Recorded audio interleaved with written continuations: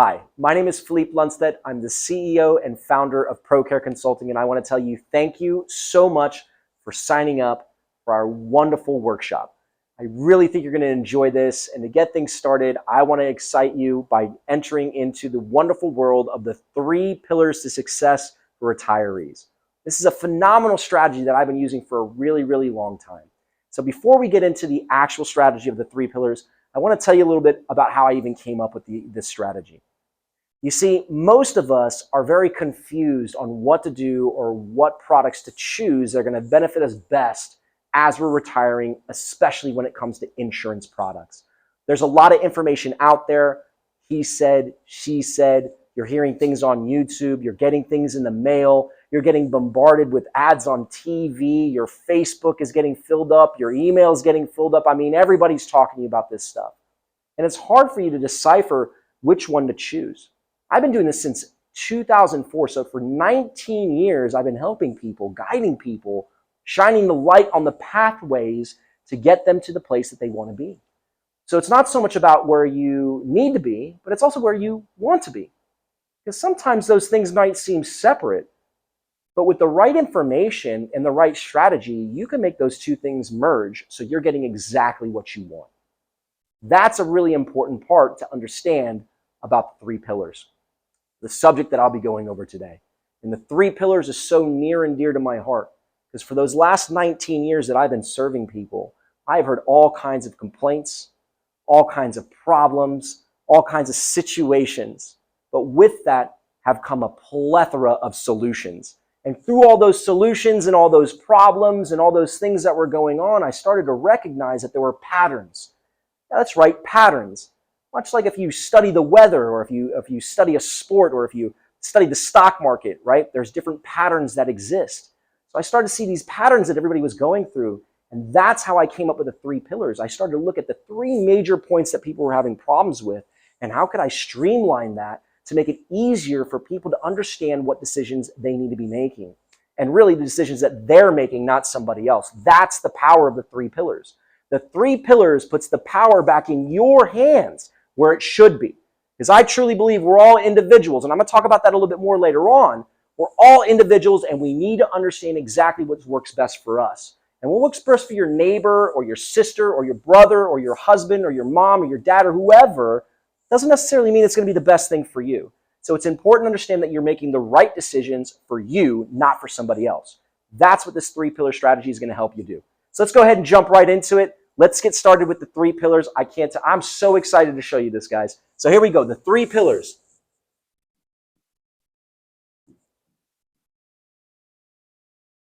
Pillar number 1.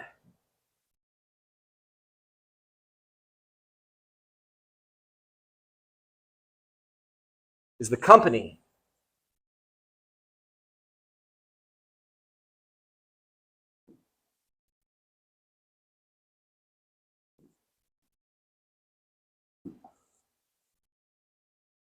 You may say to yourself, what about the company is so important, and why would that be one of the pillars? The company is so important. I can't tell you how important it is that you understand the company that you're doing business with. And there are some certain questions that you're going to want to ask when aligning to a specific company. And one of those questions are, is it a big company or is it a small company? And why would that matter to you? Well, I've met a lot of clients that won't do business with companies unless they're national, or unless they're very well known or they're all over the country. There's only a few companies that are going to be existing everywhere in this country, and those are the bigger companies. But there's also a lot of little companies that exist as well that could do as good of a job for you, but it's up to you and have that be in your comfort zone. So that's something really important that you're going to want to understand. Are you wanting to do business with a big company, or do you want to do business with a small company?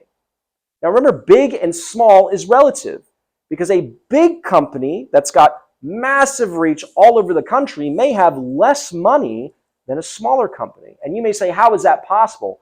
Well, brick and mortar, overhead, things of that nature. Are they publicly traded? Are they privately traded? And why would that matter to you? Well, that's an important factor to think about too when you're choosing a company, because if they're privately traded, that means the employees own the company. And if they're publicly traded, what does that mean? They're publicly traded, that means shareholders own the company. And maybe you're not so keen about your healthcare decisions being made by shareholders and people that are looking to make dividends, right? Now, I'm not saying that anybody's out to get you. What I'm saying is it's something important that you have to think about, because the decisions that you make are going to cause you either anxiety in the future, or they're going to cause you your dream ideal situation. And it's up to you to make sure that you're making that right decision. So the reason that I'm bringing these things up about the company is because it's important to align exactly what you believe in, your culture, with the culture of the company. So that brings me up to my next point. What's the culture of the company? Do they celebrate the same things as you? Do they believe in the same things as you? Is their mission or their vision aligned with what you believe, your own integrity?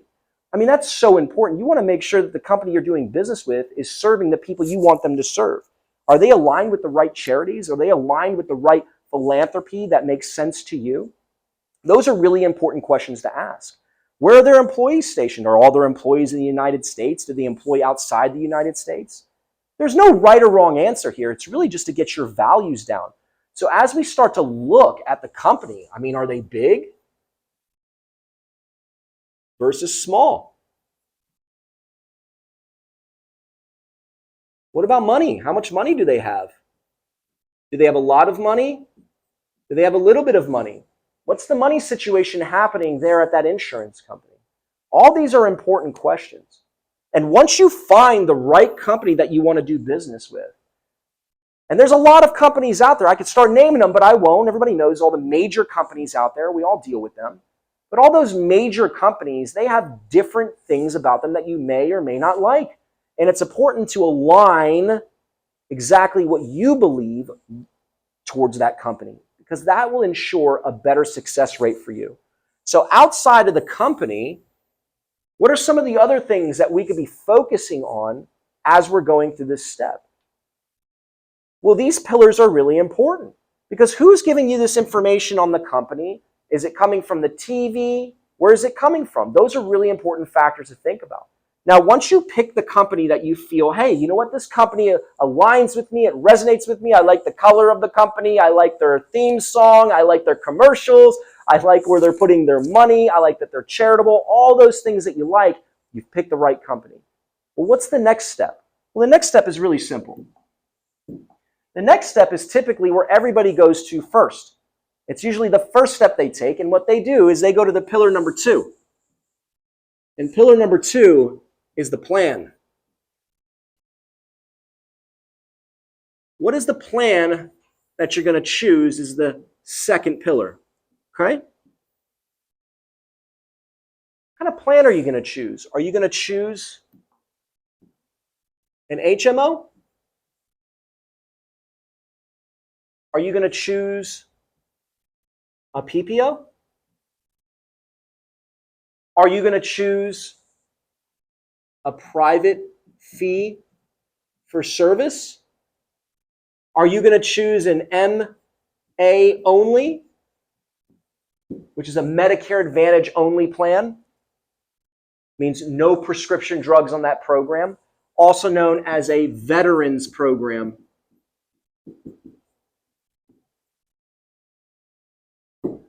Side note, I served in the Marines, and I absolutely love these MA-only programs for veterans. They really tie in with the VA, and I have a very soft and special place in my heart for veterans and serving veterans, especially disabled vets.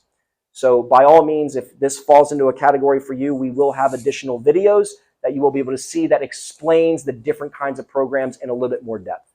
But for today, we're just going to keep on the basic questions that you want to ask when you're using the 3-pillar system. So you've got MA-only plans. You have Medicare supplements. You have prescription drug plans, right? RX plans. There's so many plans that I actually have to build a second pillar over here to write more plans in. Another plan that you might be looking at over here is called a Medicare Advantage group plan. Or maybe you have a pension plan. Maybe you'll self-insure. Maybe you use a Medfinity policy. And you may be thinking to yourself, what is all this stuff he's talking about? That's the point. That's why the second pillar is important. That's why it's even one of the pillars in the first place. Because once you choose the company that you want to align with, you've got to make sure that they've got the right plan that's going to meet your needs. And what are some of those questions that you could be asking yourself? What are some of the values or some of the questions that you should be asking yourself about aligning to the right plan? Well, what about the doctors? What kind of network is there? Right? These are important questions. Do I need referrals? Do you even care if you need referrals? Does it cover your prescriptions? What about copays? What about deductibles? What about travel? What about money back? What about max out of pockets? What about dental? What about vision? What about hearing? What about cancer treatment?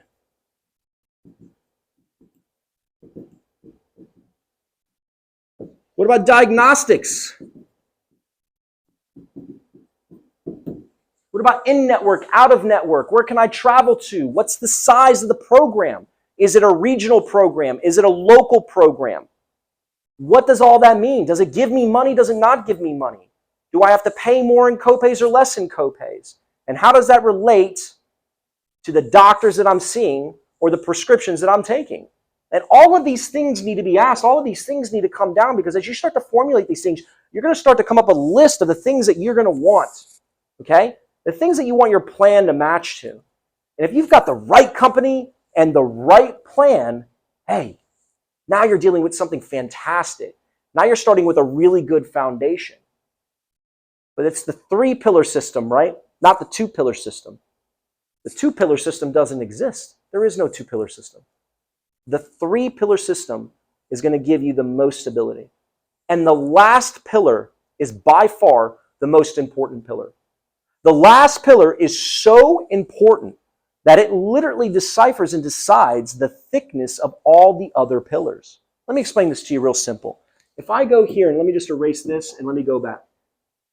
If we're looking at the 3 pillars, 1, 2, 3. We've got 3 pillars.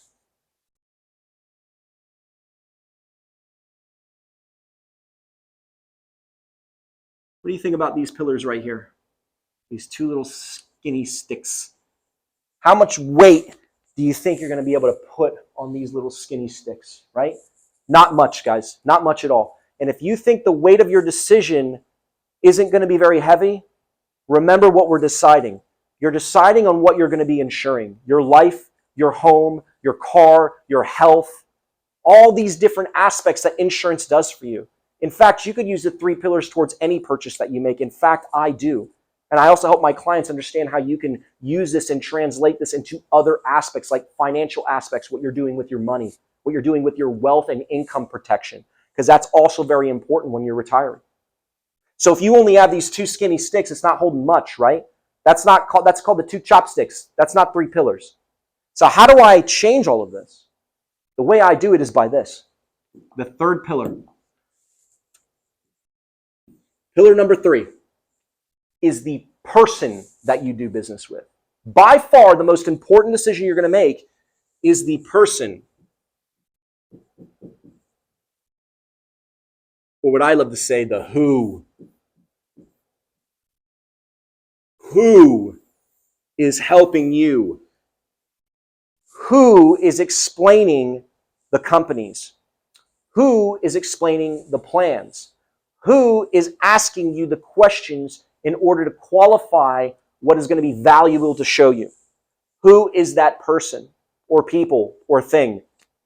Who? Let's talk about who it could be. You could be doing business with an agent. You could be doing business with a broker.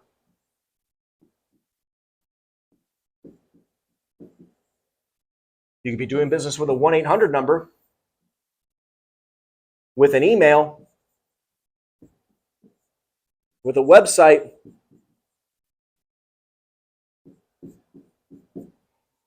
with a financial planner.